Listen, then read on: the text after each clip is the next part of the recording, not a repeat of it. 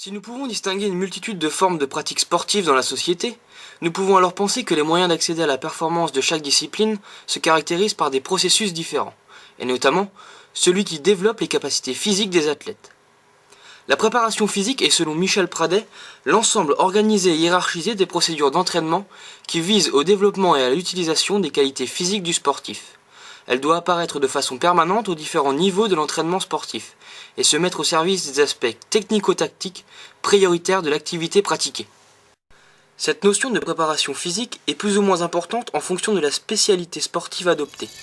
En effet, elle aura d'autant plus d'importance dans des sports dits à habileté fermée, comme l'athlétisme, le cyclisme ou la natation. Parmi ces nombreuses disciplines cycliques, l'aviron en est une qui se démarque par la célébrité de son effort hautement éprouvant.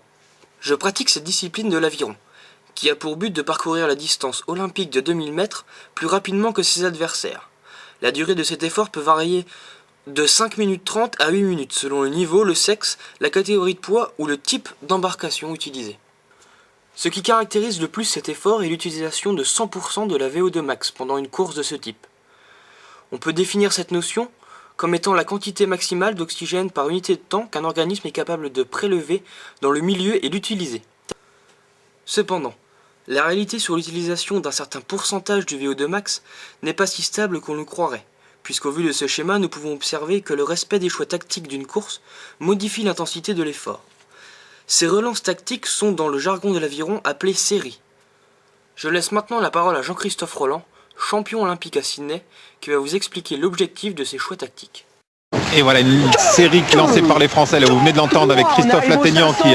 Alors là les rameurs donnent un petit peu plus d'énergie sur une dizaine de coups pour relancer la machine et essayer de revenir sur ces Anglais. Il faut tout d'abord préciser que si un athlète peut maintenir une intensité égale à VO2 max pendant 5 à 8 minutes, cela ne signifie en aucun cas qu'il ne peut pas augmenter cette intensité. Si c'est le cas, c'est grâce au métabolisme anaérobie qu'il va pouvoir répondre à cette augmentation. Mais avec certaines conséquences de la présence d'un taux élevé d'acide lactique. Ce déchet résulte de la combustion incomplète du glycogène et est néfaste à la contraction du muscle. Son accumulation au sein de celui-ci en provoque l'asphyxie et peut aboutir à une cessation des contractions. D'où l'importance de la résistance à l'acidose lactique pour pouvoir appliquer certains choix tactiques dans la performance en aviron.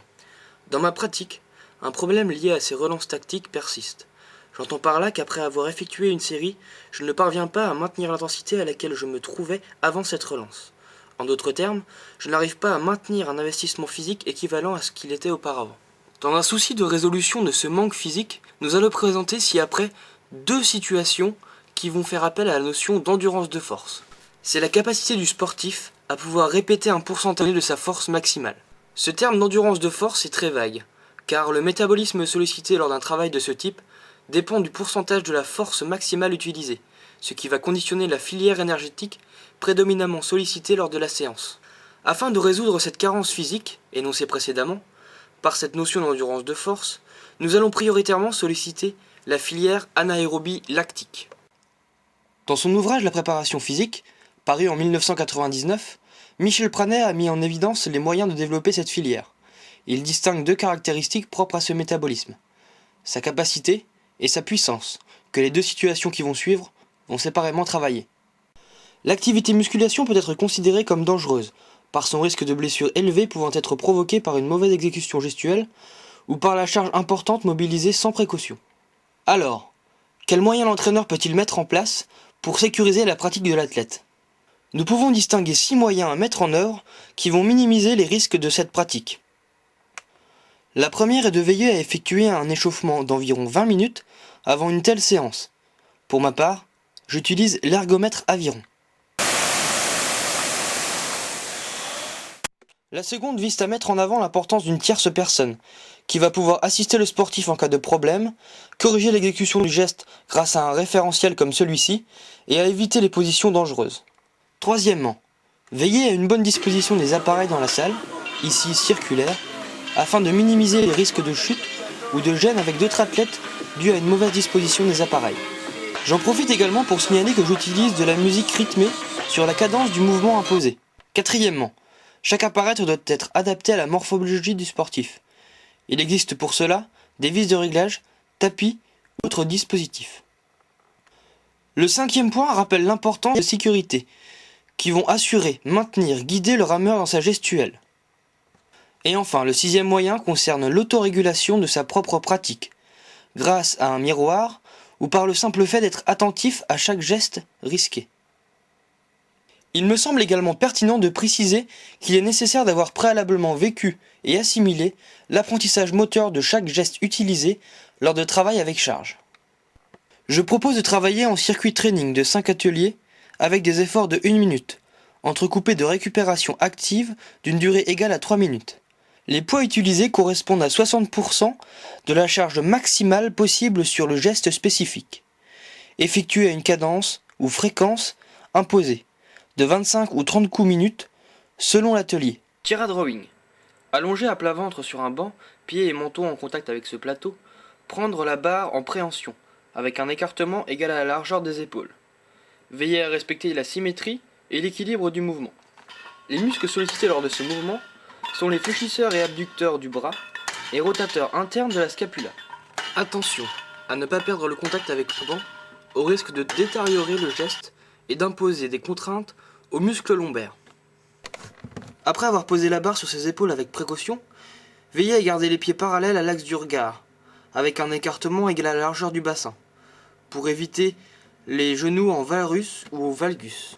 La correcte réalisation de cet exercice pourra être validée si le fémur atteint dans sa phase d'inversion basse l'horizontalité, et si le parallélisme des plans sagittales de travail de flexion des jambes est respecté, ainsi que le gainage de la complexe articulation rachis et bassin en rétroversion.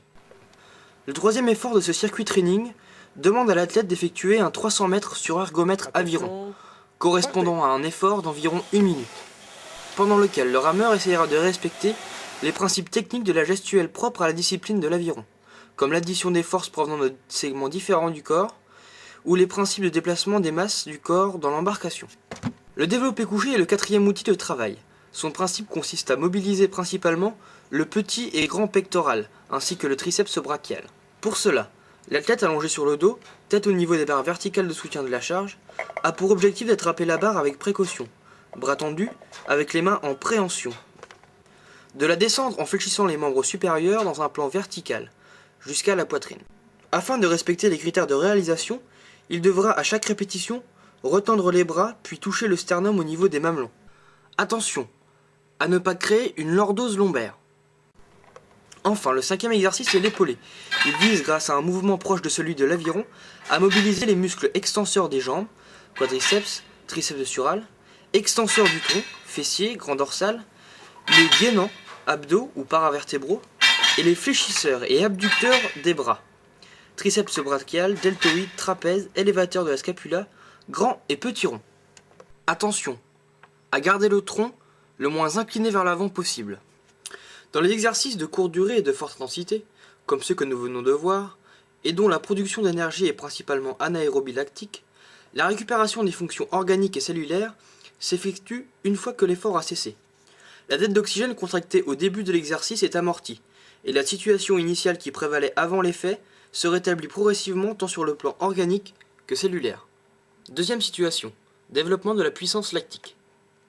Je propose d'effectuer 5 répétitions d'un effort maximal, durant entre 25 et 35 secondes, entrecoupées d'une récup active de 5 minutes et de 8 minutes entre les deux séries à effectuer. Les répétitions d'une série seront à durée variable, en pyramide, comme le représente ce schéma d'une série. Afin de puiser un maximum de bénéfices de l'exercice, une répétition se décomposera en 3 phases. La première et la dernière auront pour objectif la fréquence, en effectuant que la moitié du geste. Et celle du milieu visera à fatiguer l'athlète sur l'amplitude gestuelle, contrairement aux 2 autres qui l'entourent.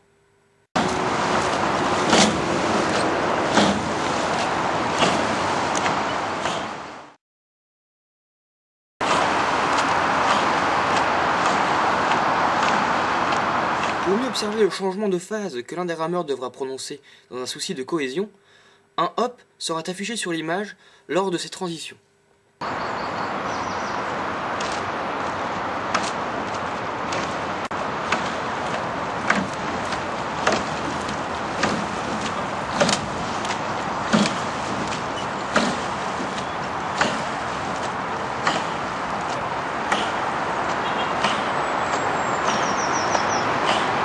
Cet exercice effectué sur l'eau n'est pas sans risque, car la fatigue qu'amène cet effort peut contraindre l'athlète à faire des fautes, qui peuvent nuire à son intégrité physique.